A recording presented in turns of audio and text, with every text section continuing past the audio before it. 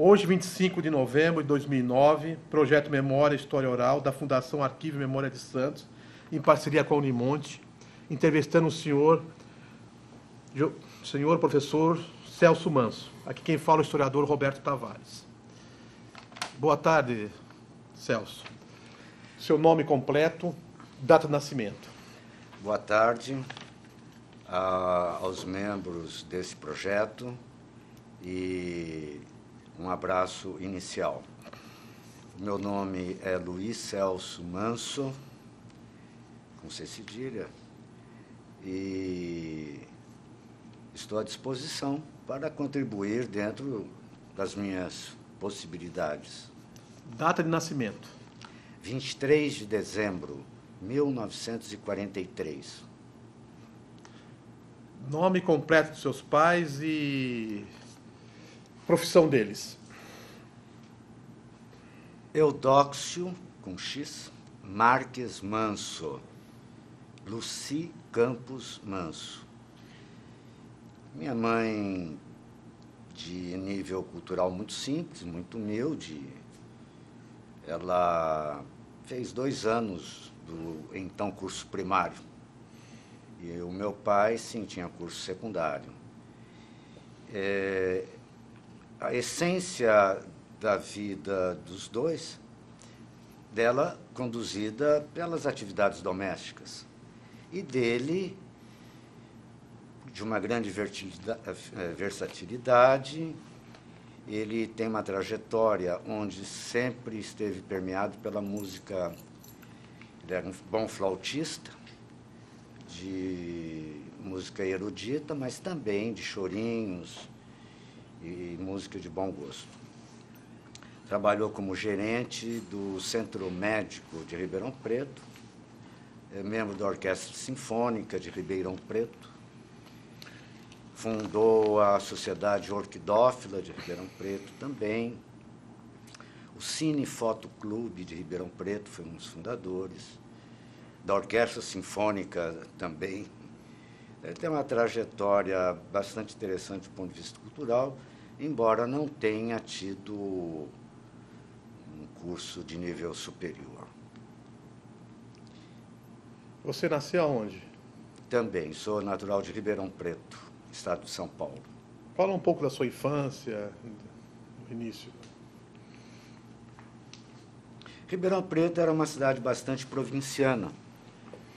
Desde que eu me lembre, final da década de 40, 43, é uma cidade ainda predominantemente agrícola, ainda era a capital do café. Havia, inclusive, uma ferrovia ligando grandes fazendas ali na região de Ribeirão Preto, onde hoje é o campus da USP, onde eu me formei, com uma linha ferroviária transportando café para o Porto de Santos. Era uma ligação direta.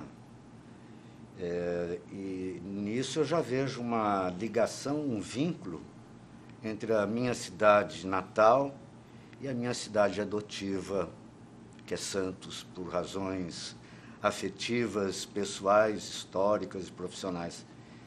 Santos hoje é a minha cidade. Então tem um vínculo, até de alguma forma, um vínculo histórico, econômico. A minha infância sem grandes acontecimentos, de família simples, como eu falei. Morava numa região muito boa, que lá em Ribeirão Preto é conhecido como Bosque Municipal. Hoje tem um zoológico. Brincar de subir o morro, escalar, futebol na rua. E o grande sonho era conhecer o mar. E eu me lembro que essa expectativa de conhecer Santos me perseguiu até os 14 anos. E o sonho só foi se realizar por volta dos 14, 15 anos de idade, de vir para Santos com parentes meus. Não sei se devo entrar em mais detalhes, mas Cursei escola pública no que era antigo grupo escolar, depois o ginasial, e somente no curso, então, colegial científico, é que eu frequentei o Colégio Marista, de formação católica, cristã católica. E lá tivemos uma oportunidade de desenvolver já bastante cedo algumas atividades que poderíamos chamar de políticas, culturais, embora sem vínculos partidários ainda. Grêmio estudantil no então ginásio, fundamos a Academia Literária no Colégio Marista, fui diretor de um jornalzinho escolar na época, o Marista, já no final dos anos 50, início dos anos 60, guardo até hoje alguns exemplares. Promovíamos concursos de literatura, de oratória, futebol, fazíamos entrevistas com políticos e outros temas, sem, claro, mantendo sempre um vínculo com a tradição cristã, que era a orientação da escola e do próprio jornal, né? Mas com bastante autonomia. Fala da tua experiência de ver o mar, ver Santos, com 14 anos. Como que foi essa experiência? Foi muito surpreendente, Betão, posso chamar assim, né? Foi muito surpreendente, porque isso ficou muito marcado, porque durante os sonhos, literalmente sonhos, você cria imagens baseadas em fantasias, em raras fotos que eram disponíveis na época, e nada daquilo que eu imaginei que fosse aconteceu. Era muito, mas extremamente maior o mar do que a minha imaginação permitia. Que as fotos que eu acho que eu tinha visto mostravam uma orla pequena, uma coisa, isso me está muito claro, não tem a mínima relação com essa imensidão maravilhosa que é a nossa praia e o nosso jardim. Essa foi a primeira impressão.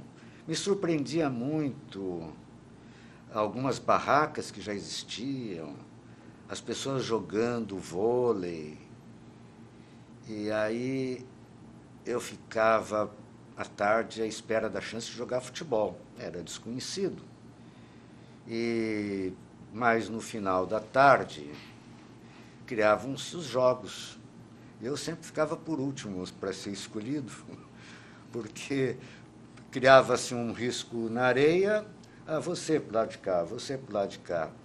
E eu, magrinho, caipira, ficava sempre por último, mas com o passar dos dias, a gente foi enturmando e me senti acolhido logo, né? O bacana mesmo, na nossa concepção, eu tenho fotos muito interessantes, estava revendo com meus filhos esses dias, era trazer pneu, câmara de pneu. Para nós tirar foto segurando uma câmera de pneu para funcionar como boia, era o maior orgulho. E a gente se sentia muito importante, não é? Vindo do interior com uma boia na praia. E depois, quando chegava lá para relatar tudo isso, nessas partidas de praia, tive a oportunidade, uma ocasião, de bater bola junto. Tinha um jogador da Portuguesa Santista, isso foi, não lembro o nome, foi um assunto de vários dias, quando eu cheguei em Ribeirão Preto. Olha, eu joguei com fulano de tal. Então, foi essa a experiência inicial. Posteriormente, eu retornei com uma certa frequência. Meu irmão mais velho, hoje falecido, ingressou na Petrobras. casou, veio para cá e a gente começou a vir com mais frequência, na adolescência. E aí o que mais me surpreendia era o movimento de verão. E eu creio que quem relate Santos dessa época, estou falando dos anos 50, final dos anos 50, há de se lembrar os finais de tarde, entre a Divisa até o Gonzaga, a imensidão de gente passeando. Isso me marcava muito. Meninas bonitas, com trajes de banho, isso para o caipira era surpreendente, né? Sorvetes e brincadeiras, o pessoal debaixo dos prédios, agitação frenética e saudável, sem me lembro de nenhum episódio que não fosse salutar, alegre, saudável nesse período. É que a idade também ajudava, né? Tudo era muita alegria. Verão em Santos era surpreendente. Acho que continua sendo, mas para mim marcou muito. Seus parentes, quem morava aqui no começo? Só o Roberto, meu irmão mais velho, que se aposentou na refinaria, depois fez jornalismo, fez pedagogia na Unisantos, acabou se tornando docente também da Unisantos. E apenas ele. Ele morava aqui, então, no final da década de 40, ele morava aqui? Da década de 50, final 50, da década de 50. Isso, E até o final, há 5 anos atrás. Que bairro que ele morava? Na rua Monteiro Lobato, eu me lembro que é uma rua íngreme, bem na divisa Santos-São Vicente. Era ali, o nosso point da época. Posteriormente, ele foi para a Rua Carvalho de Mendonça, adquiriu uma casa, que está lá até hoje, e a minha cunhada mora lá. Os filhos estão em outros locais. Então, vamos voltar lá, Ribeirão Preto. Ribeirão Preto. Aí você está no científico... Colegial, científico. Era o científico, Então, na década de 60... Isso. Aí, naquele momento pré-64... Pois bem, em 1962, eu servi o Exército. E, por incrível que pareça, eu acho que vale testemunhar isso, eu tinha uma enorme vontade de servir o Exército. E temia de não ser aceito no exame físico, mas fui e me candidatei à, então, 5ª CR, Circunscrição de Recrutamento, que exigia saber datilografia, porque, além do trabalho de rotina de formação militar, havia também um trabalho burocrático. E eu queria porque ele era remunerado, tinha um soldo, era soldado mesmo, não era... E eu fiquei 1 ano e pouco, prorroguei a minha baixa, fui convidado a seguir carreira militar, de certa maneira era bastante querido lá, no quartel pequeno, e eu fui encarregado, e aqui existe uma questão de um segredo que vou revelar agora, com todas as preocupações que nos perseguem até hoje.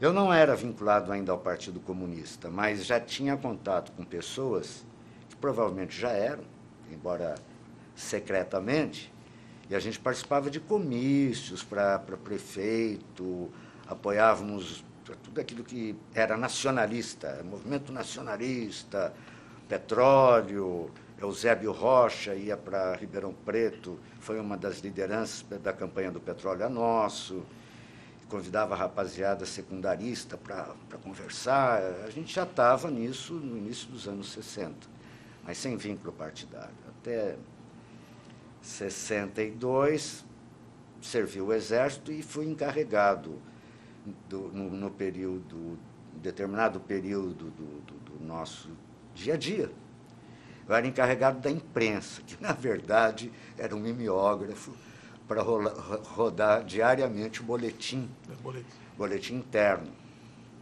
Diariamente, que saía os plantões, as punições, e aí tinha que levar para o coronel, como responsável do boletim, para ele assinar e distribuir os boletins nas várias sessões, mandava para o segundo exército e enviava. O boletim diário era a minha responsabilidade. E de tempos em tempos havia o boletim especial. E aí tinha o secreto, ou muito secreto, e quando eu via isso, até de uma simples curiosidade, eu sempre rodava um exemplar a mais e guardava para a minha coleção.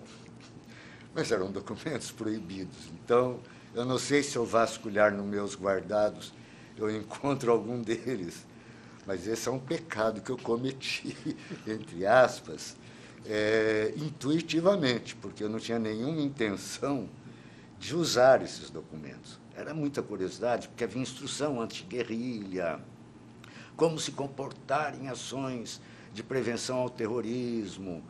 O foco já tinha, naquele momento, preocupações dessa ordem. Embora hoje, analisando de forma muito ingênua, muito pouco profissional, mas eu me lembro de haver já essas preocupações em 62. Isso acabou, posteriormente, complicando, não o fato de eu tirar um boletim a mais para guardar, mas o fato de eu ter trabalhado nesse setor, que era considerado um setor reservado, isso iria constar posteriormente dos meus futuros interrogatórios na época da ditadura, né? Mas esse fato de eu separar documentos meramente por curiosidade, isso eu nunca havia revelado, nem nos depoimentos da época, absolutamente jamais, né? Jamais teria feito isso. Mas eu gostava do Exército, eu falo isso, testemunho, eu era um soldado muito responsável, os meus superiores insistiram para eu continuar.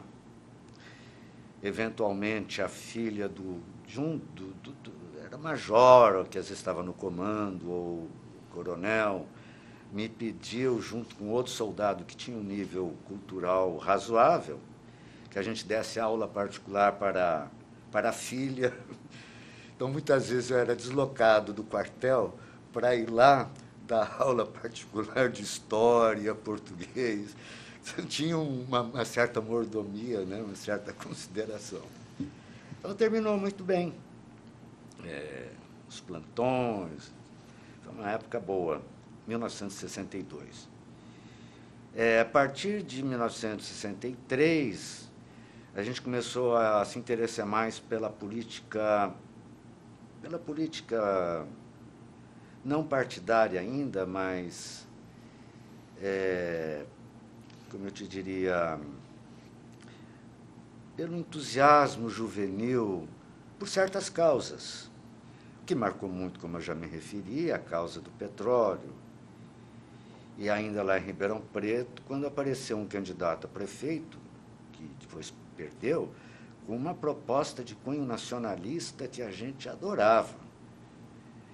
E esse candidato, Santana, se eu não me engano, eram 7 candidatos, ele ficou em 5º lugar, mas a gente estava em todos os comícios e defendendo a pátria, o nacionalismo, né? A gente era muito envolvido com essas ideias. Que partido ele era? Você que recorda? Eu agora não consigo lembrar, mas tinha a palavra nacionalista, ou nacional. E essa época de 63, você está fazendo o quê? Você já acabou os estudos? Isso, como é que é? Terminado o colegial, o científico, e aí eu iria me preparar para o curso de medicina. Então, comecei a frequentar cursinho preparatório, funcionava num casarão simples, um sobrado antigo, chamado Sicoque, que estava nascendo. curso Oswaldo Cruz. Mal podia imaginar um casarão improvisado viria a se tornar o que hoje é conhecido nacionalmente, né?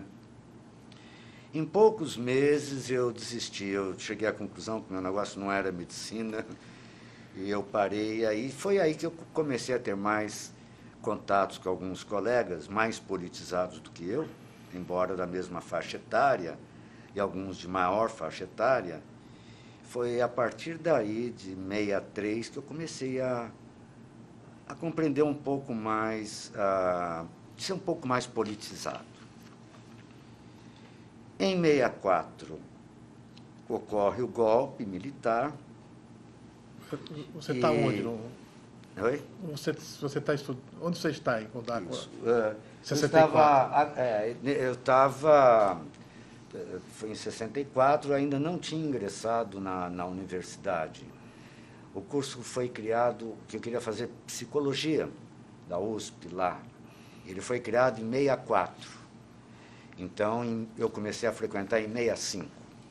Em 64 ainda não estava tendo atividades estudantis. E um dos amigos, mais tarde iria se tornar cunhado do meu irmão, José Adolfo de Granville, ele era mais velho do que a gente, já estava no curso de Direito, e um outro amigo, esse da minha faixa etária, colega lá, do Marista, Claudinei, já estava no curso de Direito, e convivendo com eles eu comecei a me inteirar artigos no jornal, cheguei a escrever, e esse é um outro dado que eu conto depois. Esse colega de Granville tinha uma coluna, a coluna do Povão, já contestando, já com um conteúdo marxista, embora discreto. E eu comecei a conviver com essas pessoas, e em 64, esse colega, o Granville, esse companheiro, caiu preso e ficou detido lá em Ribeirão Preto, depois foi para uma cidade próxima, Jardinópolis, se eu não me engano. E, então, em 64, junto com um colega, Claudinei, a gente ia de Lambreta até Jardinópolis, levar jornal, comida, alguma coisa para o companheiro que estava preso, por escrever essa coluna no jornal da cidade. Então, eu começava a ter vínculos mais próximos com o partido. E queria entrar e fui convidado, já em 64. Mas só adentrei formalmente em 65, porque não bastava eu querer. Para entrar no partido não era questão, eu quero ser, né? Eu quero ser filiado. Passava por um processo de recrutamento.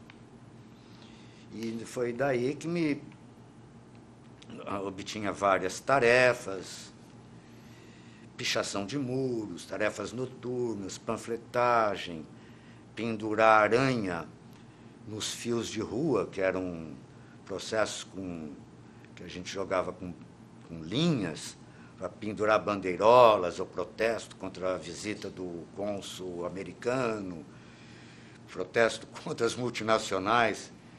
Depois que aí aceitaram, né? Depois de cumprir algumas tarefas, aí eu fui aceito dentro do partido em 1965. Aí você já era estudante da USP, já? Aí já estava na USP. E aí a militância estudantil se iniciou de forma muito intensa, né? E aí tem uma fase muito rica de participação política que eu preciso até sintetizar para não se tornar maçante esse depoimento. Vou tentar, se é por aí, você me diga, confirma se for por aí, apenas episódios mais significativos dos anos 60, do movimento estudantil no nosso campus. Né? A partir de 66 foi a primeira detenção, porque começamos a organizar passeatas. passeatas, depois aprendemos na prática as táticas de passeata com maior segurança, comícios também aprendemos na prática, as passeatas tinham que ser rápidas e ágeis, e não longas procissões. Para dar tempo de evitar a repressão, começamos a aprender táticas de desfocar o inimigo, que era a repressão, criando vários focos na cidade, falsos, com pequenos agrupamentos de estudantes agitando bandeira. Então, a polícia, em vários bairros, se dispersava, mas o foco principal era mantido por poucas pessoas, para a gente fazer o ato público, o comício relâmpago, né? E foi uma fase muito rica de aprendizagem para toda aquela geração, né?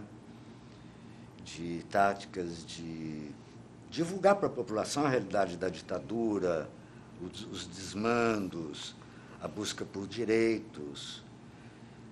Muito marcante, de 1966, junto com secundaristas, inclusive, no centro de Ribeirão Preto, foi uma das primeiras, a repressão ainda pouco organizada, estou lembrando, talvez a primeira, no centro da cidade, aqueles prédios jogando papéis picados, aplaudindo das janelas.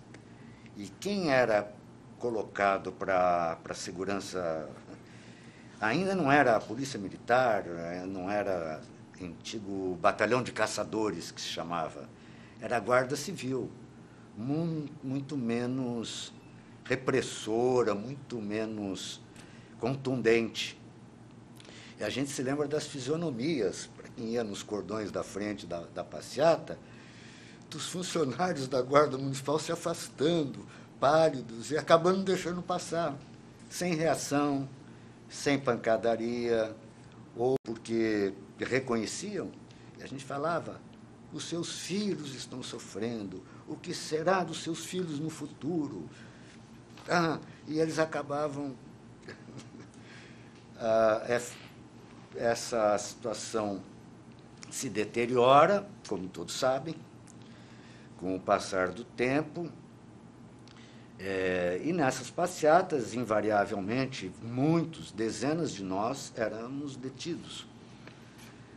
Éramos detidos por poucas horas, uma noite, ficávamos na quadra de futebol do quartel, até prestarmos declarações e sermos liberados. Um aspecto que, na época, a gente não valorizava, mas hoje já, com essa idade e com a formação de psicólogo e com o pensamento humanista que sempre tive e sempre defenderei, hoje compreendo melhor o sofrimento das famílias. E um exemplo da minha casa, porque a cidade pequena, na época, todo mundo ficava sabendo, um primo que era jornalista, estava lá cobrindo, fazia esportes, e aí telefonava para minha mãe, e aí foi aquelas choradeiras, chegava em casa ela sofrendo muito. Eu fiz promessa para você, você cumpre, meu filho, para Nossa Senhora Aparecida. E esse tipo de coisa que eu me darei um tempo para começar a escrever a partir do ano que vem, quando eu terei mais disponibilidade de tempo, são esses fatos, tanto políticos, como sociais, como afetivos, como emocionais, que eu acho que a gente tem que contextualizar lá e aqui. Porque a minha proposta e a minha intenção é escrever algo com esse tipo de olhar. Não narrativa cronológica de fatos, sem tentar sentir a alma do povo, a vida real do cotidiano das pessoas, tanto de Ribeirão Preto como, posteriormente, na minha trajetória longa aqui em Santos, que vai se completar 40 anos, né? Como era a organização formal do Partido Comunista lá? Se participava? Como é que era? Nós era absolutamente células, clandestino. Tínhamos células que chamávamos de bases, e militei na base da USP, inicialmente junto com a base da medicina, que era uma fortíssima. E algumas pessoas saíram de lá com projeção nacional. Foi ali que eu iniciei, e depois, não, tem que criar novas bases, temos que criar. Aí conseguimos criar a base da Faculdade de Filosofia, a base da Faculdade de Direito era muito grande, da enfermagem. Isso no setor estudantil. Tinha a base de camponeses, a base dos gráficos, a base dos operários da cervejaria Antártica, e na época, tem 2 grandes cervejarias, né? Dos operários, dos gráficos, dos vendedores, enfim, tínhamos organizações não tão numerosas, mas bastante diversificadas. E, evidentemente, clandestinas. Reuníamos regularmente, com um rigor muito forte de cumprimento de normas de segurança.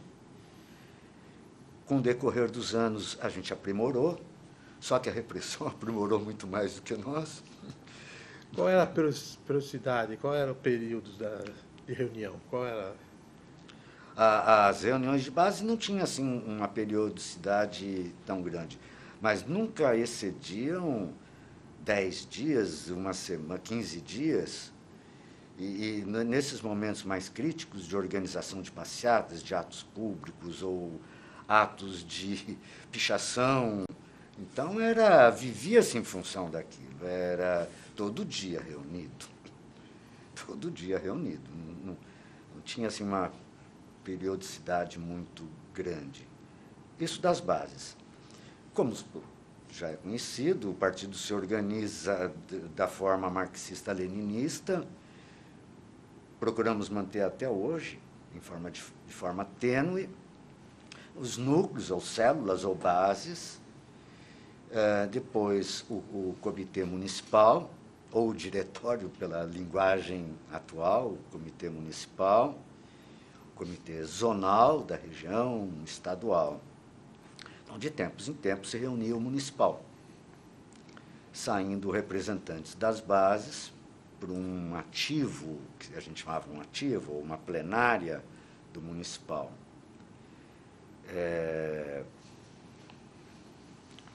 Em 1967, embora jovem, eu tinha ocupado, por necessidades, uma tarefa de assumir o vácuo de um companheiro que tinha se formado médico, que foi um grande líder estudantil marcado lá na região norte do estado de São Paulo, que é o Sérgio Arouca.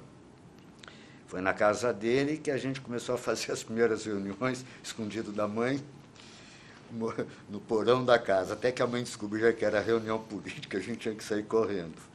Então, foi ali também um detalhe, que foi na casa dele que eu fiz as primeiras reuniões do partido, né? E o Arouca foi uma grande liderança, e eu havia sido preparado para substituí-lo, que foi muito difícil, evidentemente. E isso já em 66, 67.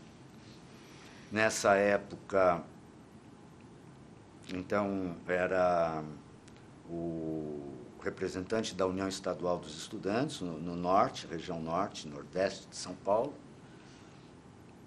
e criamos uma chapa para enfrentar a AP, Ação Popular, que era hegemônica, oriunda da ação católica, se eu não me engano. A ação AP era uma organização de esquerda, de origem cristã, católica, mas que evoluiu e depois se radicalizou, era hegemônica. E nós criamos um grupo de oposição do Partido Comunista e outras forças que se opunham à linha da AP. E conseguimos uma vitória surpreendente nas eleições da União Estadual dos Estudantes. a oposição, que era a chapa encabeçada pelo José Dirceu, chamada Novo É. Até eu trouxe, se fosse necessário, a cédula da nossa campanha da época, e eu trouxe até o dossiê dessa história toda. Então, que o DOPS forneceu, o pessoal do DOI-CODE, mas tudo bem, não é o momento. E essa chapa de 1967, eu era um dos vice-presidentes. O Zé Dirceu era o cabeça, o candidato a presidente. E vencemos. E do outro lado, quem estava, você lembra? Oi? Do outro lado, na AP, quem eram os candidatos na AP, você lembra? Olha, nós tínhamos, não lembro exatamente nessa eleição, mas a gente disputava muito espaço com o Travassos, tanto no nível estadual como no nível de Uni. O Zé Travassos, que depois foi sacrificado pela ditadura, assim como nosso companheiro Arantes e outros grandes militantes. Posteriormente, provavelmente, ou certamente, em 1968, nós conseguimos manter ainda um movimento estudantil combativo, organizado, e aí eu já tinha saído dessa posição de vice-presidente regional, lá pela região de Ribeirão Preto, da posição de liderança local, e quem tinha assumido era o Carlos Russo, mas que também era do nosso grupo de influência. Como que foi 68 na universidade lá? 68, como é que foi? No partido, na cidade, na universidade? O golpe no golpe, 68. O quê? Como que 68? Como vocês viram 68? Como você abateu em... Não quero me alongar, mas eu quero me referir a um fato um pouco anterior, Sim. que para concluir aquele raciocínio, com licença. No ano de 1967, esse é um outro fato que eu quero escrever um pouco sobre ele, até comentei isso no último congresso do Partido Comunista, que foi o mês passado, no Rio de Janeiro, 14º, que as minhas impressões de jovem, então, que eu participei do 6º Congresso do Partido, em 1967, com a presença de Carlos Marighella, Luiz Carlos Prestes, Joaquim Câmara e outros nomes históricos da luta revolucionária do Brasil. Eu era muito jovem e nós fomos representando na estadual do 6º Congresso do Partido, eu fui representando a juventude comunista da região.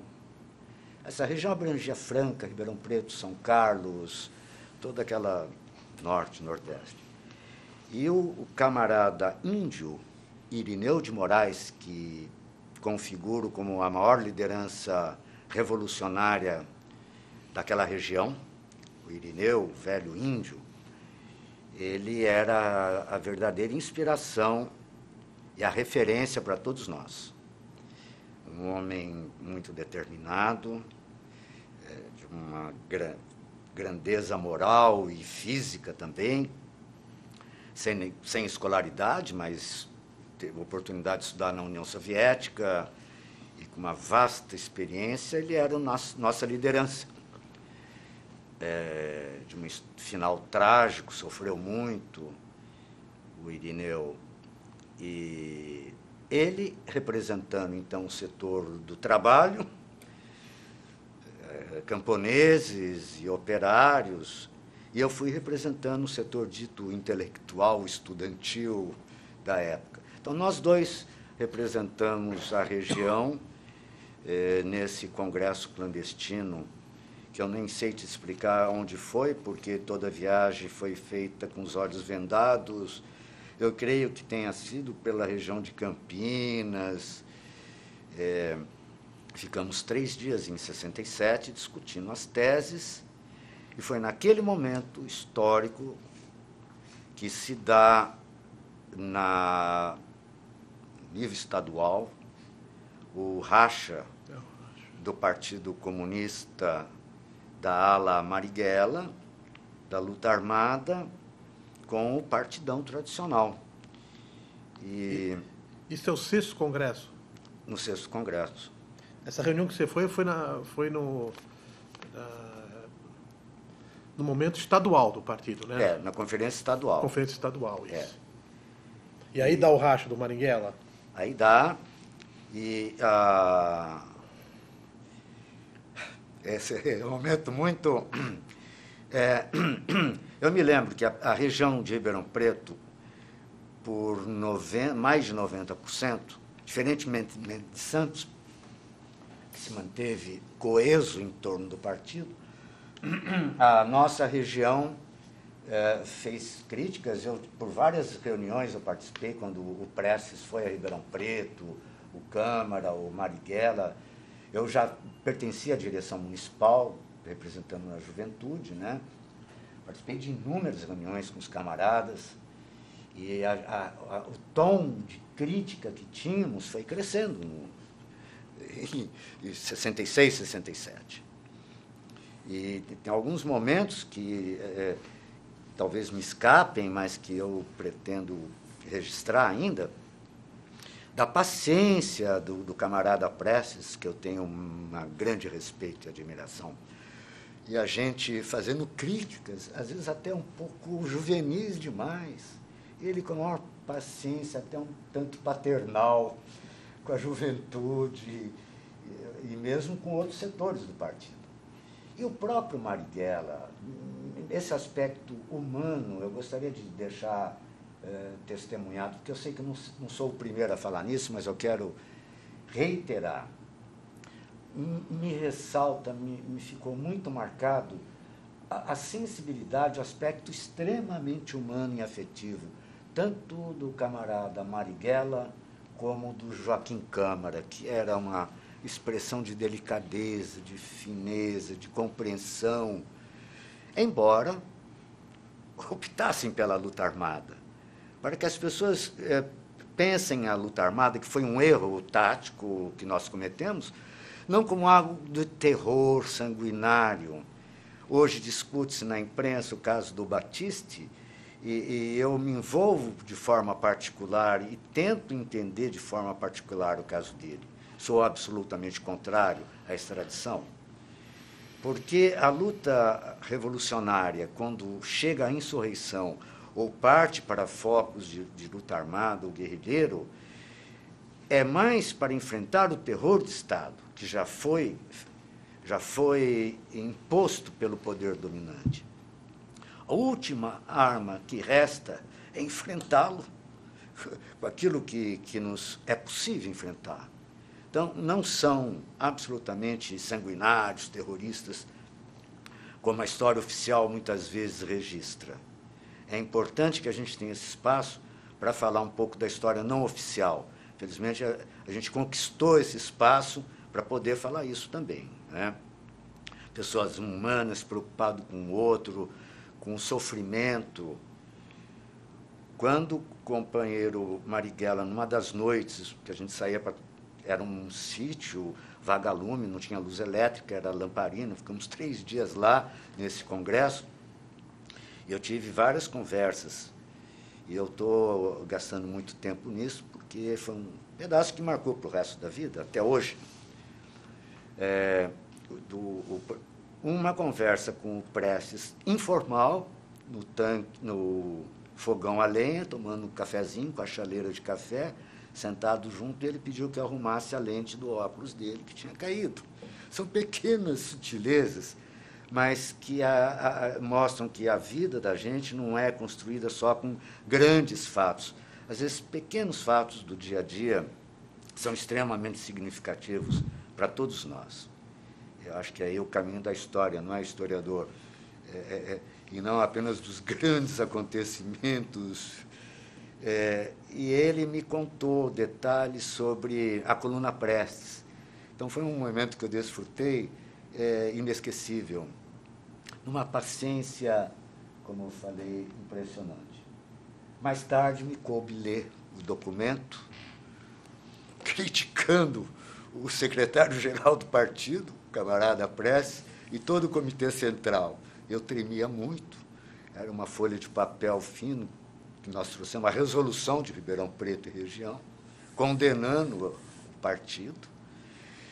E eu levei pasta de dente Colinos, antiga, aquela de alumínio, de metal, esvaziada, abria o fundo, enrolava o papel, punha lá dentro, fechava, para disfarçar se a polícia pegasse. E nessa noite, na plenária, eu tive que ler a posição contrária e rompendo com a direção nacional do partido. O meu relato desse episódio eu vou terminar com uma conversa com Marighella, que me convidou,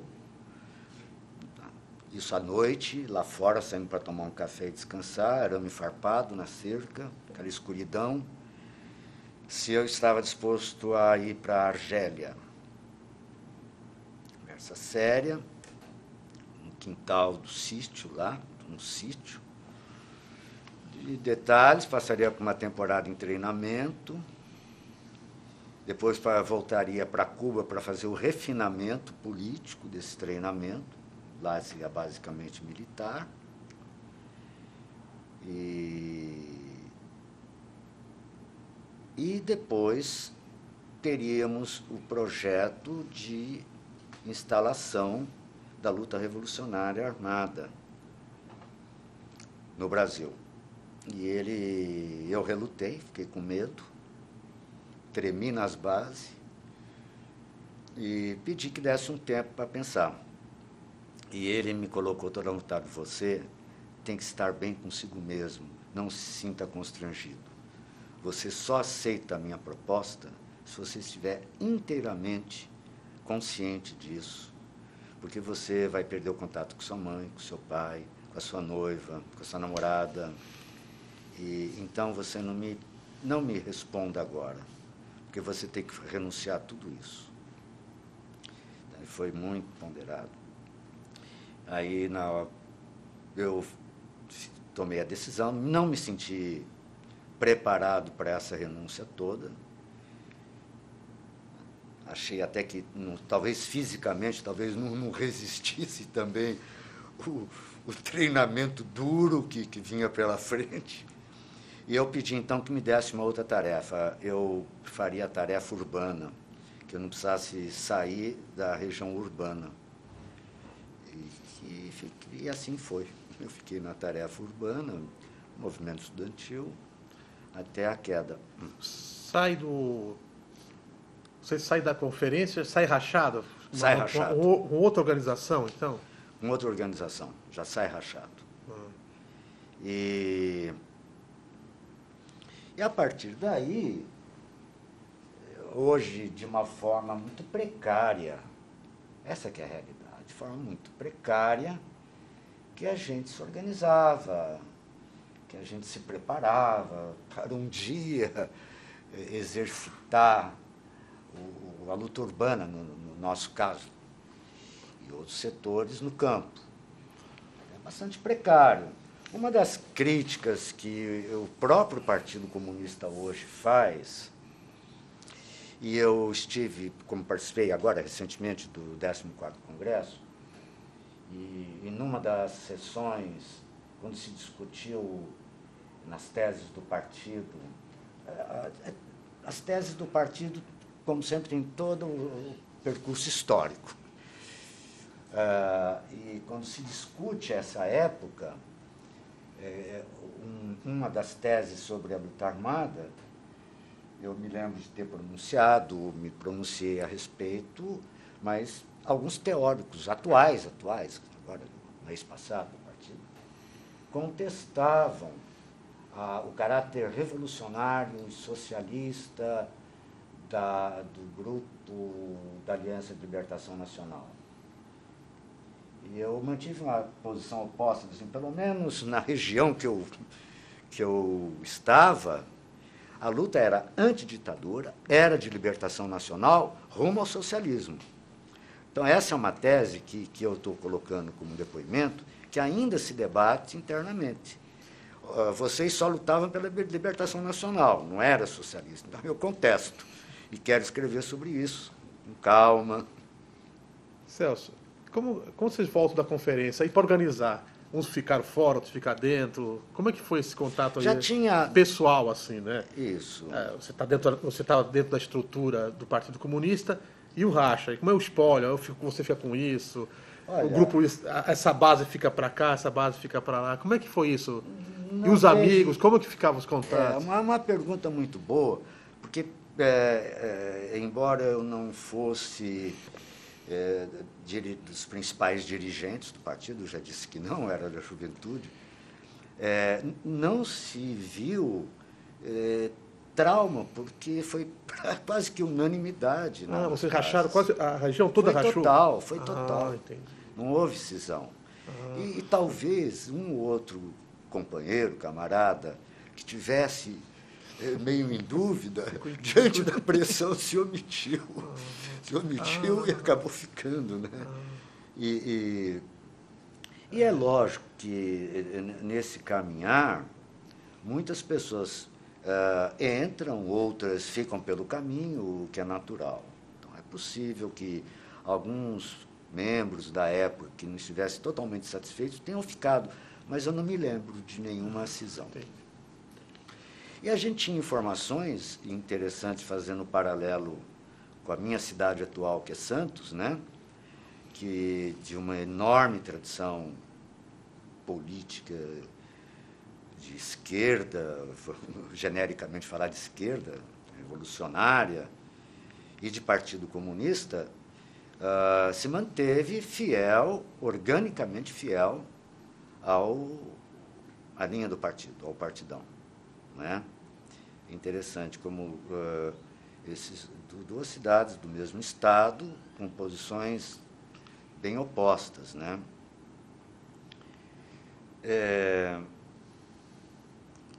Já em 69, a gente passou por várias detenções, sem maiores consequências.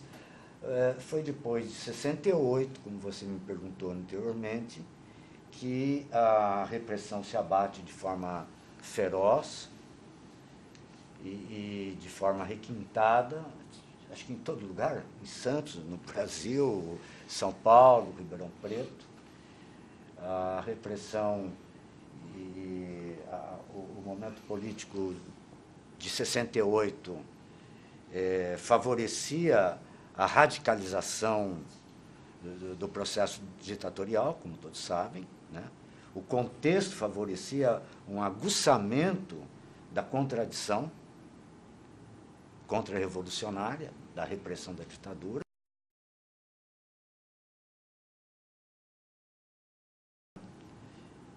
Eu sei que não foi só em Ribeirão Preto. As prisões, a tortura e o esfacelamento da nossa organização. Aos poucos começa a sofrer as baixas. Né? E não foi só lá, em todo lugar. Na nossa região, a gota d'água, o ponto crítico, o momento crítico, como provavelmente em outros lugares, e aí envolvia tanto aqueles que estavam no núcleo da LN como não estavam, o estraçalhar das organizações nossas ocorreu em 1969, e aí a gente vivenciou momentos difíceis, com muitas prisões. No caso específico de lá, não havia o partidão tradicional naquele momento, havia a LN e um outro grupo que propunha a luta armada, local, né?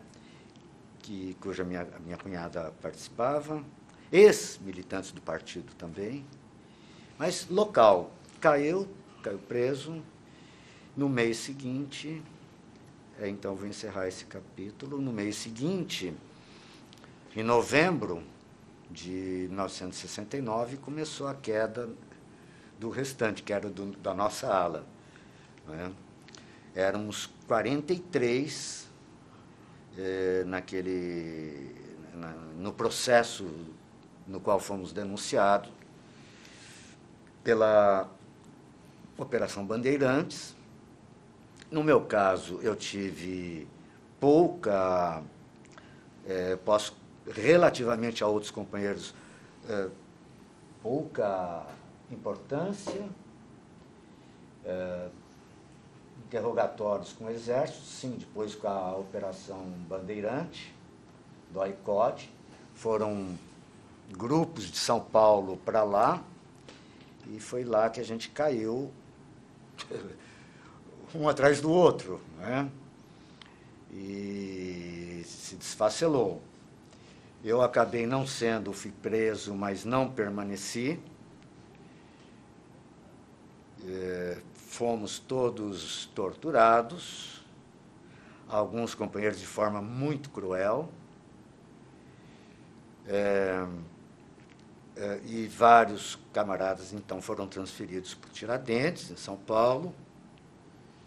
Eu, talvez por menor importância na época, não fui transferido para São Paulo. E, enfim, mas, ainda assim, é preciso que se diga que todos nós fomos torturados de forma significativa, principalmente no dia em que caímos, né? O dia, a noite, a madrugada, alguns de forma extraordinariamente violenta. Né? Que tipo de serviços? Que tipo de tortura vocês passaram? Variava muito. Eu não gosto de falar só da minha pessoa, porque, como eu disse, eu não era o principal e nem fui o principal torturado. No meu caso, um torturador famoso, cujo nome eu não lembro, mas parece que já morreu, ele era absurdamente violento. Quando eu fui levado, preso pelos soldados, quando entrei na porta do local, ele fez a primeira coisa foi romper meus 2 ouvidos, tá? Eu sei que o sangue escorreu, eu fiquei completamente... Eu tenho a sequela até hoje, tenho deficiência auditiva. E depois ao pau de arara, tirar a roupa, ficar nu, pendurado, pau de arara, tapa, ameaça física e psicológica. Descobriram que eu estava noivo. E uma das coisas que marcava muito, olha, você nunca vai mais ter ereção daqui a pouco. Esquece casamento, esquece. O que nós vamos te fazer agora, jamais você vai ter capacidade de ter uma sexual. Prepare-se. E, principalmente, sob o comando desse torturador profissional. No comando dessa operação estava um Dr. Roberto, então chamado delegado Roberto, que, por incrível que pareça, tenho que dizer que era o mais lúcido de todos aqueles repressores. Né? Então, vale a pena registrar que, pelo menos no meu caso específico, não fosse ele, eles teriam me arrastado. E ele me acompanhou no dia seguinte, até fora do quartel, e sugeriu que eu me exilasse. E não olhe para trás.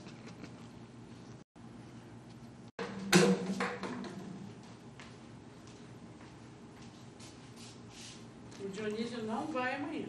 Só quero ver a merda que vai dar. Ele também não fugiu pela... Né?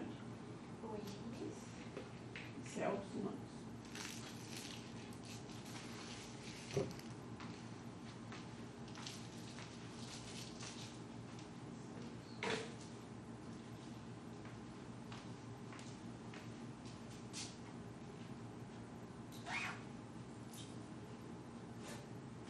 O que nós temos que dar para eles hoje aqui?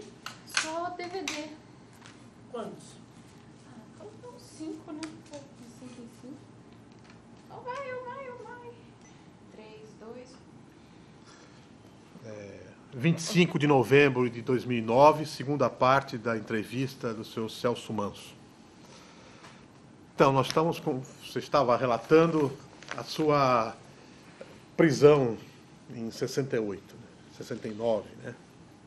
Então, esse momento vai representar a minha transição de dois momentos da minha vida que antecede a minha vinda para Santos. Foi uma prisão de curta duração, como eu disse.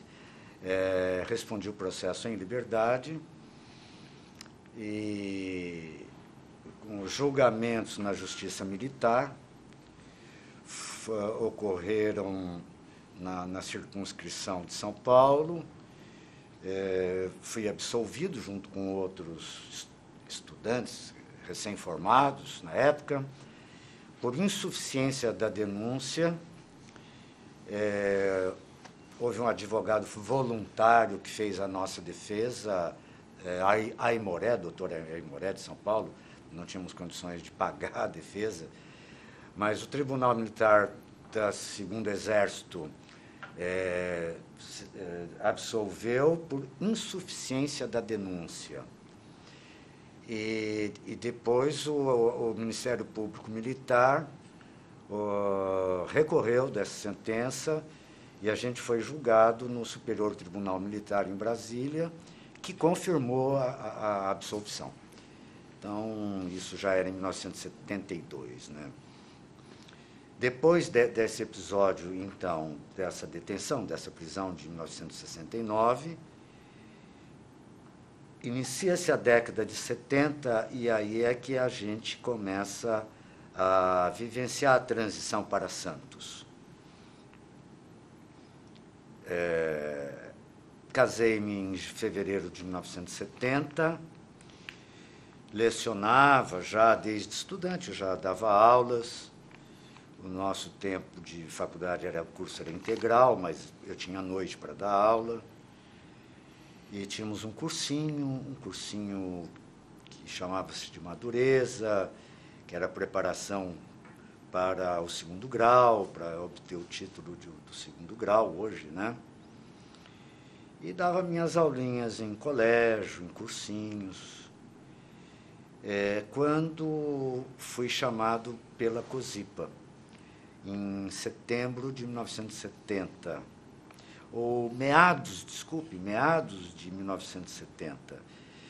Eu ainda estava concluindo a faculdade, devia uma ou duas dependências, o movimento estudantil atrapalhou um pouco, e eu havia feito um estágio enquanto estudante em 68, 69, se eu não me engano, não lembro bem a data, de um mês na COSIPA. Se eu não me engano, fui o primeiro estagiário de psicologia na época, psicologia do trabalho, psicologia de empresa, né, que eu gostava. Eu tinha feito aqui na COSIPA e um pouco também na refinaria. E retornei, continuando meus estudos. Quando eu estava no último ano da faculdade, em 70, que na verdade era o 6º ano, por causa das DPs, né? Já estava casado. Quando chega no meio do ano, a COSIPA entra em contato com a USP Ribeirão para me localizar, e depois o meu irmão também, que morava aqui em Santos, efetuando um convite para eu trabalhar. E tinham gostado do meu estágio do ano anterior, só que eu não tinha me formado. Mas só para ter uma ideia do que aquilo significa para um recém-casado, pagando as prestações das Casas Bahia, ganhando o equivalente a 200, eu não sei, cruzeiros, na época, 200 e pouco, dando aulas e tal. Chega uma COSIPA, uma empresa, Baixada Santista, e oferece 1.370. Oh, meu Deus! Aí eu ia conversar com a faculdade, ainda bem que tive professores embora grande parte estrangeiros que se adaptaram em Ribeirão, foi uma época de importação de estrangeiros da Bélgica. Expliquei para eles, veja só o espírito. Eu não posso perder esse emprego, como é que eu falto? Nós estamos no final do curso e eu tenho que me apresentar, esse emprego é fundamental. Então, esses professores fizeram um esquema, que depois a gente se acertou, de me atender final de semana. Quase que aula particular de dependência. Então, eu sou muito grato aos mesmos, né? E aí, quando foi em setembro, 17, talvez, de setembro de 1970, eu venho para Santos. Me estabeleço em Santos, me apresento à COSIPA e começo a trabalhar no setor de designação da sigla na época, equivale a pessoal, departamento pessoal, com atividades de recursos humanos. Eu não era psicólogo ainda porque não tinha me formado, mas eu era contratado como administrativo, mas fazia todo o trabalho de psicologia organizacional, né? Tinha uma chefe, psicóloga, e a COSIPA foi muito legal, porque me liberava do trabalho à sexta-feira, eu não precisava me apresentar, para eu viajar para Ribeirão Preto para ir concluir a faculdade. Então, foi muito, os tempos de COSIPA foram muito bons, tive toda a facilidade para imprimir meu TCC, o pessoal que me ajudou a datilografar, a minha pesquisa final de conclusão de curso foi com trabalhadores cosipanos. Só que, numa conversa informal com determinadas pessoas, que eu prefiro não nominar,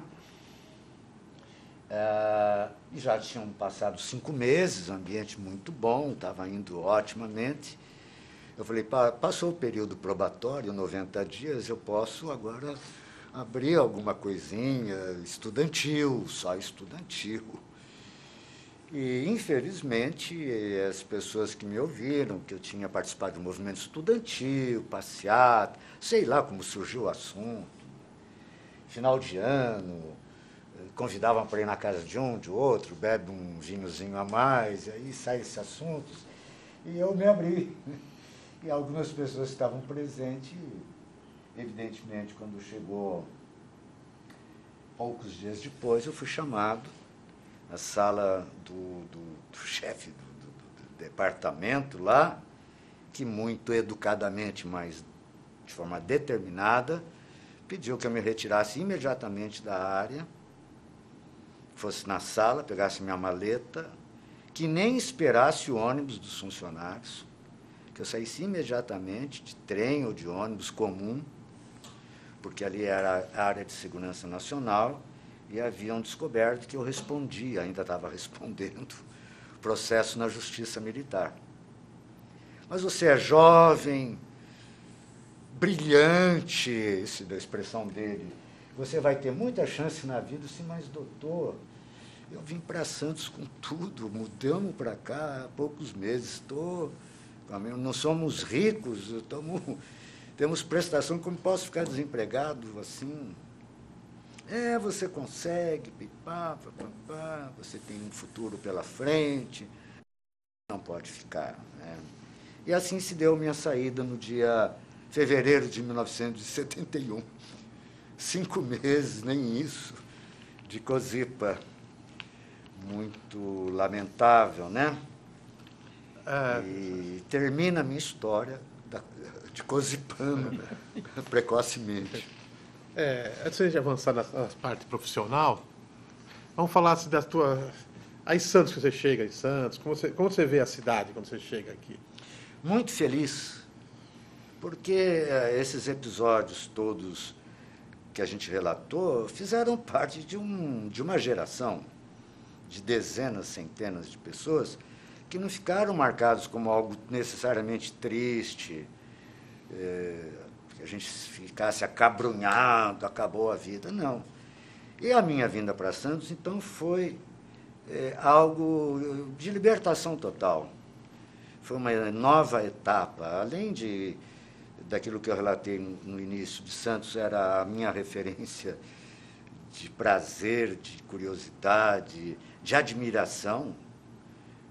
Santos era a minha referência como a admiração de uma cidade, pelas experiências que tive aqui, não tanto pelo Santos Futebol Clube na época, porque era muito carrasco do meu comercial Futebol Clube, então o Santos talvez tenha sido dos principais carrascos, né? Mas era a minha cidade mesmo de preferência e foi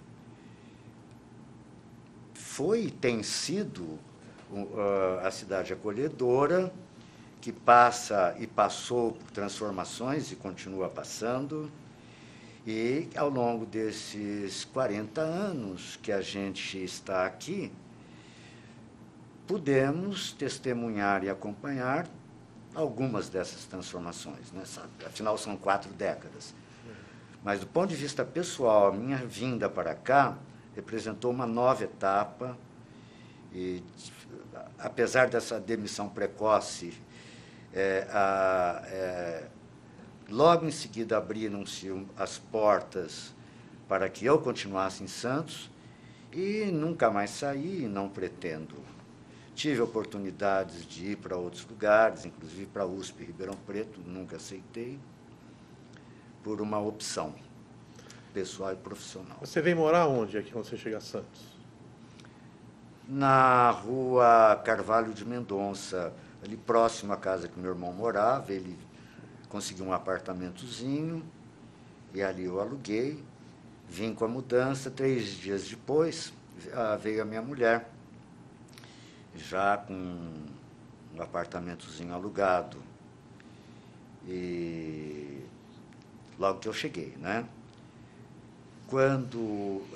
E ali permaneci durante 4 anos, 3 anos. Ao sair da COSIPA, comecei a procurar emprego. E aí começa a minha história de docente, de psicólogo e de professor. Se, por um lado, aquela saída da COSIPA tenha sido marcada por uma frustração enorme, por outro lado, criou a alternativa de eu trabalhar numa área que eu gosto muito e estou até hoje, que é a docência. Foi me dada uma oportunidade. Meu irmão, que tinha aproximação com o pessoal da Católica, da Universidade Católica, ele frequentava, apresentou-me para o diretor da Faculdade de Filosofia, o senhor Pestana, que mais tarde viria a ser bispo, se eu não me engano, em Campos. E me apresentou, era recém-formado, e aí me deram a chance de dar algumas aulas como experiência. E aí começa, nesse depoimento que faço aqui hoje, acrescento que no dia 1º de março, então, de 1971, começa o meu caso com a Unisantos, que não se chamava Unisantos na época, e 40 anos, então, que estamos nessa atividade, e que, graças a essa oportunidade de emprego como professor, é que eu pude permanecer aqui, o que foi ótimo para a nossa vida, a vida da minha família, desfrutar de tudo aquilo que Santos oferece, com seus problemas, com suas contradições, com seus altos e baixos, mas, de maneira geral, eu quero dizer que tem sido, porque vai continuar, muito bom estar aqui, muito bom viver como santista. Aí fala da sua entrada na Unisantos, aí, né? Então, Faculdade de Filosofia, Ciências e Letras. Aliás, Betão, lá nós tivemos contatos várias vezes, né? Muitas vezes. As suas atuações ficaram muito marcadas também, e disso eu sou testemunha, positivamente. No meu olhar, eram participações muito positivas. Suas e de outros estudantes na época, né? Mas, então, em março de 1971, não quero detalhar detalhes secundários que me interessam, evidentemente que eu omiti o meu passado perigoso na época, e uma pessoa que hoje é falecida, que era secretário, Doutor. eu cheguei a falar muito pouca coisa de movimento estudantil. Ele falou assim: Celso, de hoje em diante, nunca mais você toque nesse assunto. Morreu aqui, era o secretário-geral da filosofia. O Heitor, não era? Seu Seu Heitor. Heitor. Você não participou de nada. Porque o seu Heitor, se não me engano, o seu Heitor já vem de problemas também no interior. Ah, é? Isso. Que bom você me falar disso. Porque o seu Heitor, depois de vários anos de convivência com o Heitor, nós não éramos simpáticos a ele. Mas já no sair da faculdade, ele me procurou, a gente se encontrou, falou: olha, vou relatar para você, nunca falei. Aí Poxa. relatou. Então Que bacana esse seu testemunho, para mim também acrescenta, né? Falecido. Por isso que ele fala para você: fique quieto. Fique quieto. Isso que foi falado aqui, você nunca repita mais, Isso. tá bom? Vou preparar sua papelada, se me traz documento tal, para providenciar a carteira de trabalho, enfim. Mas na hora que... Eu não sei como foi que eu soltei alguma coisa. Alguma coisinha eu soltei lá. E, então é isso. Esses 40 anos de Unisantos me permitiram acompanhar várias gerações de estudantes, muitos que estão participando ativamente da vida política da cidade, né? Tanto na vida partidária ou na vida política institucional, como na militância não institucional.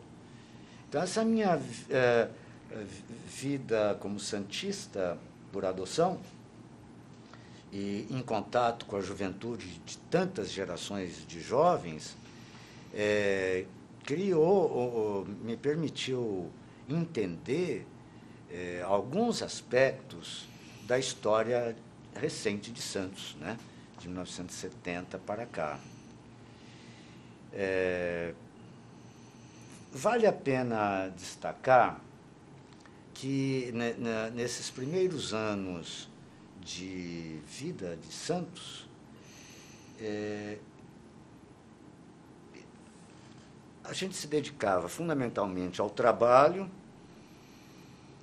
a visitar a cidade de origem, o vínculo ainda era muito grande, e a curtir Santos. Deliciar de praia, tinha pouco envolvimento político, quase nenhum nos primeiros anos, 72, 73. Dedicação profissional. As minhas ligações, conversas políticas se davam nas minhas idas para Ribeirão Preto. Eu ainda não tinha me enturmado aqui, né? Mas fala da sua vivência em Santos, os lugares que você ia. Além de praia, que era a preferência, não é? Me chamava muita atenção subir ao morro, Morro Santa Terezinha, Nova Sintra, no Monte Serra. Então, o passeio ao Monte Serra sempre foi, nunca ficou enjoativo. Mesmo quando eu vinha para cá, sem residir aqui, era um passeio muito interessante para nós, no Orquidário, no Aquário Municipal. Santos oferecia muita oportunidade. Quem vem do interior, mesmo de uma cidade pequena, que cresceu, como Ribeirão Preto, cresceu muito, mas Santos sempre ofereceu e ainda oferece muitas alternativas, sendo que muitos moradores daqui, e eu me incluo, talvez não tenha conhecimento de todas as alternativas de lazer, de opção cultural que Santos oferece.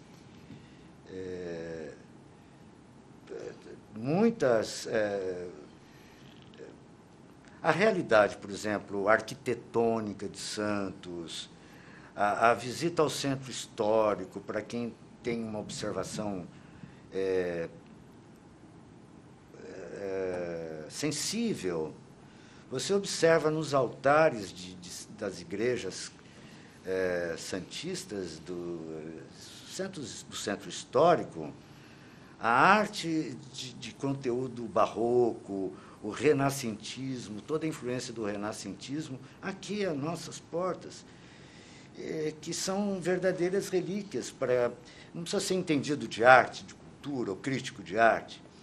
Você visitando vários locais em Santos, você tem uma revelação de um passado histórico espetacular. É um acervo, e Santos sempre soube preservar desse acervo. E muitos de nós não desfrutam disso, que não custa nada. Nessa década aí de 70, como é que era a vida cultural aí? Você curtia aqui cultura em Santos? Olha... Cinelândia, Gonzaga, essas coisas. Não tinha uma vida, eu pessoalmente, uma vida muito intensa. Eu girava muito em termos dos eventos promovidos pela, então, faculdade. Então, eventos de criação de teatro, conferências, palestras, né? Não tinha um envolvimento maior na vida cultural santista nessa década de 70. Né? A partir de meados de 70,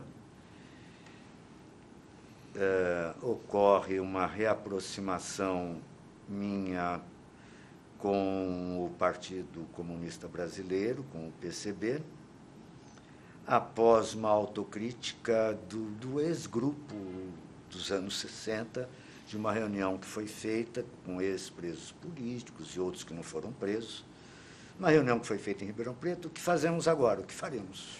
Está tudo estraçalhado. E dessa reunião, que, se eu não me engano, foi em 75, 76, lá em Ribeirão, então todo aquele grupo, já cada um morando num local diferente, São Paulo, nós deliberamos, discutimos e chegamos à conclusão que a melhor opção era ainda o velho partidão. Né? Depois de toda aquela coisa que aconteceu, isso foi em 1970, por volta de 75. A partir daí, eu tenho uma reaproximação com o partido, que só vai se consolidar mesmo em 78, se não me engano, 79. Essa reunião de vocês em Ribeirão Preto, volta de 1965, foi antes ou depois das grandes quedas do PCB? Você tem... Foi depois. Depois das quedas? Foi das quedas. Foi depois das quedas? Foi uma reunião muito tensa, não no mau sentido, muito pouco clara. Eu me lembro dessa reunião. Qual o caminho que vamos tomar? Muito difícil, essa é a expressão. Sem clareza. Ninguém de nós tinha muita clareza. Ninguém tinha clareza. Mas, por tudo aquilo que somente os companheiros ficaram presos, estudando, reunindo, eles é que foram as principais pessoas que contribuíram nessa reunião, de mostrar que o melhor caminho seria... Muitos de nós, muitos voltaram, e muitos não voltaram até hoje ao partidão ou qualquer outro partido. Né? Pela história do PCB, então você se reúne numa época que o PCB está desorganizado nessa época, em 1965. Exato, né? Foi a época da liquidação. Da liquidação, né? Que é uma época Que tem a época de reorganização do da partido. reorganização do partido. Isso, é. Então, aí no final dos anos 70, eu não posso precisar, precisaria trocar ideias com alguns companheiros que já estavam de Santos, que são de Santos, como o Aníbal, o Carlito, que são as pessoas com quem eu tenho e tive um contato maior, né?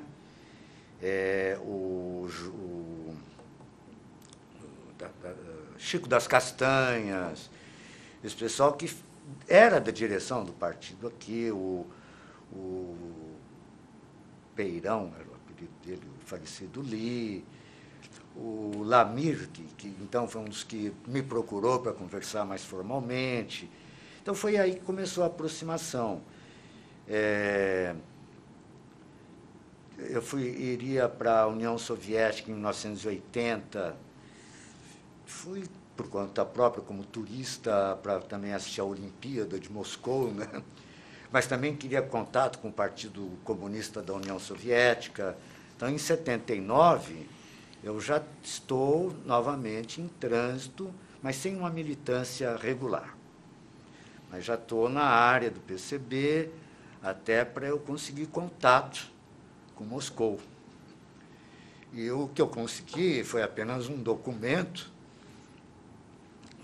da direção estadual me apresentando, e eu me apresentei lá para o Partido Soviético, mas é uma outra história, já de 1980. Então você se aproxima do partido quando ele está reorganizando, que é o Lamir, esse pessoal que está mexendo. Foi nessa época. É. A Beth, se eu não me engano. E a reorganização do partido. Agora, estou tentando resgatar da memória essas vivências que você me pediu para relatar, da vida santista nos anos 70, né? Da vida cultural. Eu precisava resgatar um pouco isso, porque o que me fica de mais marcante foi uma vivência acadêmica. Eu não estava realmente muito envolvido ainda no cotidiano. Assisti a alguns eventos no Teatro Municipal, no Coliseu, geralmente ligados à música erudita, que eu gosto e gostava muito já. Temporada lírica, me lembro de uma temporada lírica, não sei precisar a época, e foram apresentadas 4 óperas aqui em Santos, foi um grande sucesso. E depois, o fortalecimento da Orquestra Sinfônica Municipal de Santos, a gente pôde acompanhar o crescimento e o fortalecimento e o desenvolvimento da Sinfônica Santista, né? É isso, eu não sei se você muda quando para ir para Pompeia, ali, para o bairro da Pompeia? 1975. 75 você na Pompeia? Maio de 1975. Então, e a vivência no bairro ali? Quando você começa a agitar o bairro ali? Então... Você virou uma espécie de líder comunitário, né? Depois já tem carnaval, não sei o quê. Então, aí a Pompeia é um lugar, né, marcante, né? A Pompeia é marcante porque os meus 3 filhos, eu tenho 2 filhos e uma filha, e foram criados ali. O Leandro, mais velho, tinha recém-nascido, quando eu mudei para Pompeia. A Aniela, que hoje mora na Bahia, também formada na Unisantos, e o Leonardo, que é o mais novo. Então, a Pompeia, Santos, de maneira geral, e a Pompeia, de maneira particular, são o meu viver, a minha casa, né? E o campus da Unisantos é uma referência histórica para a cidade, para o bairro e para a minha família, né? O campus, a evolução do bairro, de um bairro muito pacato. Há que se lembrar, não é só Pompeia, isso acontecia, A expansão imobiliária nos anos 70, o boom imobiliário é um aspecto que acho que vale a pena comentar. Os ciclos de boom imobiliário, acompanhando os ciclos econômicos do país, Santos talvez tenha sido uma das cidades onde a expansão imobiliária, sobretudo na orla, mais se intensificou. Porque eu conhecia a velha Santos dos anos final de 50 e 60, e aquilo que ela veio se transformando numa rapidez impressionante na região da orla.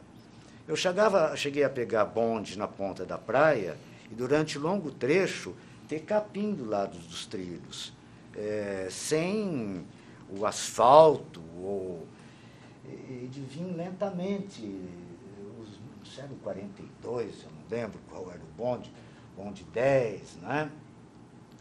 E como que isso é um aspecto que me impressionou na minha vivência, a expansão da construção vertical na orla. Hoje nós sabemos também dos problemas que isso acarreta e continua acarretando no boom atual que vivemos, das torres, né? É uma das contradições que a gente tem que enfrentar aqui. Então, isso me impressiona. Locais que a gente observava, como da janela do meu apartamento na Pompeia, todo o morro, toda a visão ia longe, apesar de ser segundo andar.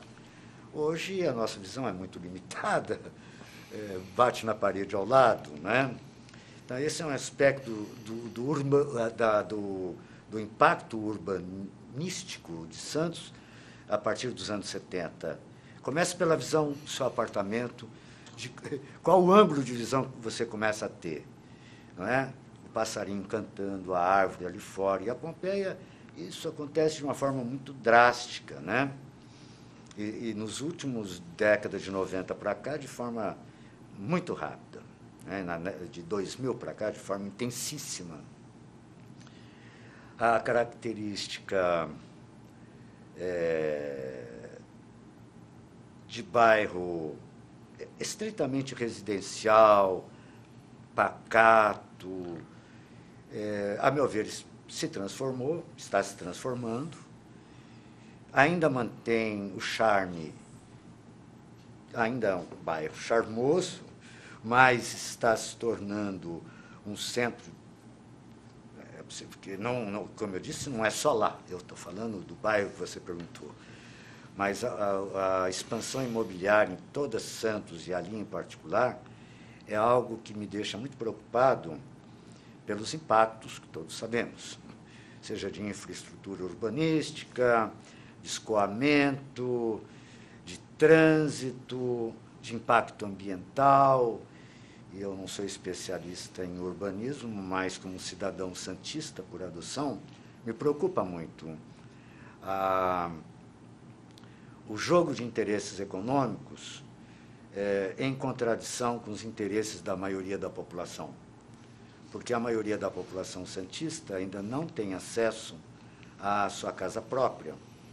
E a grande parte desses edifícios que estão sendo construídos, eu mesmo estou atrás de um apartamento com elevador, e a maioria foge dos padrões que uma classe média tem condições de comprar, né? Grande maioria. Então, esse é um aspecto problemático da evolução de Santos, né? Problemático. Quanto ao bairro em si, que você perguntou, a gente tentou criar, nós criamos a Associação Pró-Bairro da Pompeia, porque Pompeia pertencia ao José Menino. Criamos essa associação, chegamos a criar estatutos, mas nunca chegamos a registrá-la. Mas temos guardado esses documentos para lutar pela independência do bairro. 1990, 91, 92, eu exerci a presidência dessa associação. A partir dali, criamos um grupo de bloco de carnaval, A Bola Vai Rolar, que se extinguiu em 5 anos, na década de 90. Posteriormente, surgiu a Sociedade de Melhoramentos da Pompeia, porque a Pompeia finalmente transformou-se em bairro, mas existe essa luta da nossa associação pela independência do bairro, que é do início de 90, até chegarmos à atualidade com, em termos de carnaval, que você perguntou, com a atual banda carnavalesca, que já vai para o 7º ano do bairro da Pompeia, Banda da Pompeia. Que esse ano, isso não é divulgação em tempo real, está homenageando um grupo histórico de música popular de Santos, que vai ser o nosso tema no Carnaval de 2010. Mas é um grupo que tem história aqui em Santos, se identifica com Santos, que é o Blow Up, e que já fez reunião conosco, traçarmos a homenagem que faremos a Santos, ao grupo que representa bem Santos das últimas 4 décadas, né? Que é o grupo Blow Up. O que mais que a gente fala dessa região e da cidade de Santos? Então, você se aproxima do Partido Comunista Brasileiro, nessa fase de reorganização, e também você se aproxima da vida partidária. Sua vinculação partidária com outros partidos, esses partidos. Sim, aí ocorre na década de 80, né, da década de 80 para cá, e você participou muito disso juntamente, a gente saindo de todo um processo de repressão, e Santos, historicamente, tem um passado glorioso de resistência e luta libertária, que a gente já conhecia desde os tempos de interior, né, de Ribeirão. Na década de 80, começamos a trabalhar, e muitos de nós, de vocês, estávamos lá, na luta pelas diretas, na luta pelos direitos humanos, na luta pelo Estado de Direito, nas lutas pela democracia. O partido, no início dos anos 80, não tinha legalidade. Então, foi nas fileiras do MDB e do PMDB que a gente se filiava, embora aceitando e respeitando as normas partidárias. Esses próprios partidos que nos acolhiam sabiam da nossa condição de comunistas, não é? E aí tivemos várias histórias. Então, a minha vivência social, cultural e política em Santos, na verdade, ocorre de 80 para cá. Os primeiros 9 anos foram muito de botar o pé no chão e de me adequar à cidade. Mas de 80, já na participação da eleição de 1982, já nos articulávamos, já nos aproximávamos de Rubens Lara, já fazíamos algumas alianças que pretendíamos que fosse à esquerda, sempre procurando alianças desse tipo.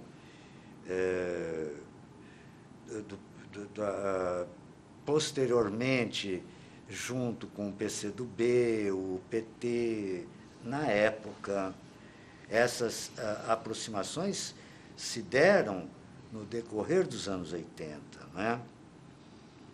Em 1982, se eu estiver errado, vocês me corrijam, nós fizemos eleição municipal, que não foi em 82, que permaneceu 6 anos para a equalização de mandatos. Então, nessa ocasião, eu fui procurado na faculdade também pelo partido, depois pelo Lamir, inclusive, para potencialmente me candidatar a vereador. Eu disse que não tinha história de Santos para isso, para tanto, estava há pouco tempo aqui, e acabou sendo escolhido dentro do partido, embora eu tenha aceito ser pré-candidato, mas não fui o escolhido do partido, foi o Alcindo Gonçalves, que entrou nessa época como um candidato do partido, mas via PMDB já, né? Assim como Moacir de Oliveira. Eram as duas vagas que o partido dispunha e os dois foram eleitos, né? Pouco tempo depois, a gente começou a ter uma rota de colisão dentro do partido. Havia um grupo no qual eu pertencia, Uriel Vilas Boas, Carlito, Aníbal e outros companheiros, que tinham uma posição que chamaríamos mais à esquerda. E outra tendência que chamávamos, rotulávamos de mais à direita, que era coordenada pelo Arnaldo Gonçalves, né? E companheiros com os quais até eu convivi bem. Não tenho nada, nenhum questionamento. Marcelo Gatto, grandes companheiros, mas dividimos em tendências dentro do partido. E isso acabou se acirrando, e até que começa a haver, embora unitariamente, embora o partido unido, duas correntes claramente diferentes dentro do partido, né? Isso se define com muita clareza em 88, quando o partido já legalizado, foi em 85, a legalização do partido, em 1985, resolve lançar candidatos a vereador. E então fizemos um conchavo, um acordo interno do partido, e o candidato saiu Arnaldo Gonçalves, representando uma das linhas do partido, o Taná Correia representando o setor cultural, juventude, e eu representando um outro setor do partido, com apoio do Uriel, que era dos sindicatos metalúrgicos. Nenhum de nós foi eleito, como se sabe.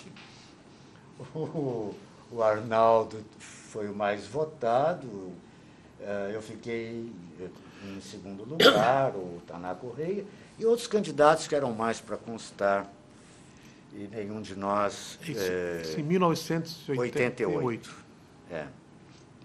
Nessa ocasião, veio a choradeira, o Arnaldo ficou com 1.200 e poucos votos, eu tive quase 900, 800 e não sei quantos votos, o Taná teve 600 e poucos votos, tudo insuficiente, mesmo que somados, se fôssemos somar. Foi nessa eleição que me aconteceu um aborrecimento, porque eu não queria ser candidato, eu não tinha vocação para isso. Nos anos 60 a gente era contra a eleição, que não participamos de eleições burguesas, não queremos saber disso. Então a gente teve uma tradição de não participar de eleições burguesas. E quando fui procurado em 82, depois fui preterido, eu disse, não quero mais saber disso. Bom, me chamam para ser candidato, depois não sou mais eu, é o outro que é candidato. Na época eu fiquei, com todo o respeito ao camarada, mas... Então foi assim, Betão, em 88, e aí o próprio PT, que tinha alguns ex-alunos, denunciaram que meu nome não constava dos manuais da apuração, mas como? E eu me lembro que eu estava fiscalizando a apuração no Santos Futebol Clube, e realmente, vários setores, meu nome não constava, por um erro gráfico. Isso foi uma pá de cal, você não quero mais saber, e acabei sendo de novo. Então, o próprio BT falou assim, você está perdendo voto, estão inutilizando voto porque você não é candidato. Celso Manso não existe na lista de apuração. 5 juízes eleitorais mandaram suspender e acrescentar a mão. Mas já era de tarde, na apuração, no decorrer da tarde. Ainda tinham Rebouças, não temos time para fiscalizar tudo isso. Então vem a lamentação, quem sabe, né? Poderia ter sido. Em 92, já como o Partido Comunista porque o Roberto Freire e o grupo, inclusive o Sérgio Arouca, que foi candidato a vice-presidente da República, que eu me referi, o Roberto Freire, o Sérgio Arouca e outras, entraram em rota de colisão também dentro do Comitê Central. Eu fiz parte do Comitê Central nessa época, né? Oscar Niemeyer era o presidente de honra. E o partido acabou rachando em 92, mas a briga começou em 90, 91. Em 92 cria-se o PPS e nós refundamos o partido com o nome de Partido Comunista. Criamos uma passeata em São Paulo. Quando que cria o... Oi? Quando é criado o PPS? 1992 é consolidada a extinção do partido num congressão em São Paulo, que tínhamos minoria, porque a outra aula que a gente criticava, que é a direita do partido, comandada pelo Roberto Freire, trouxe ônibus com militantes. Nós somos daquele que, para participar do congresso do partido, tem que ser militante mesmo. Não adianta o curral eleitoral de encher a plenária do teatro lá no Bexiga, não lembro qual foi, o congresso do partido, congresso do Racha. E eles tinham maioria.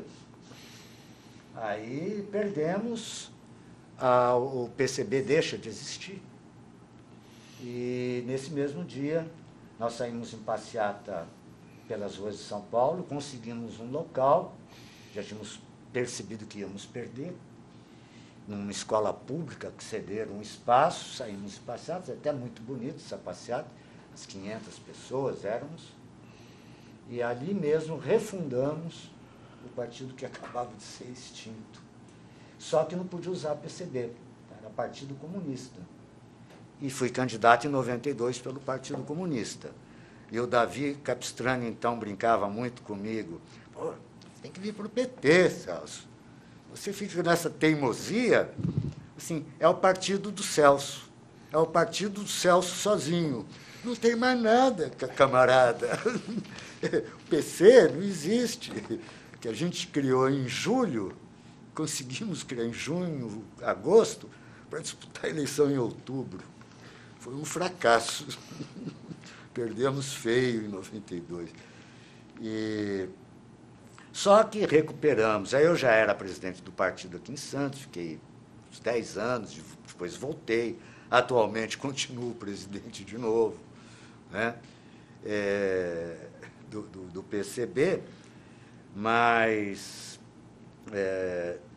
a nossa trajetória eleitoral nos assegura que a nossa vocação eleitoral é muito débil, continua sendo, e talvez não seja a nossa vocação.